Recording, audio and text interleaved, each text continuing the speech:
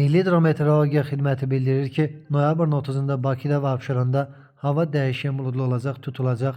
Günün birinci yarısında bəzi yerlərdə çiskinli yağış yağacaq. Gecə və səhər duman ehtimalı var. Cənub-şərq küləyi əsəcək. Temperatur gecə 9-12, gündüz 14-17 dərəcə isti, atmosfer təzyiqi isə 764 mm civə sütunu olacaq. Naxçıvanda da axşama doğru bəzi yerlərdə yağış yağacaq. Temperatur 13-18 dərəcə isti olacaq. Azərbaycanın əksər rayonlarında sabah yağıntı ehtimalı yoxdur, lakin gecə və səhər bəzi şərq rayonlarında çiskinli yağış yağacaq, duman olacaq, şərq küləyi əsəcək. Temperatur gecə 4-9, gündüz 13-16 dərəcə, dağlarda gecə 3 dərəcə şaxtadan 2 dərəcəyə qədər isti, gündüz 5-10 dərəcə isti olacaq.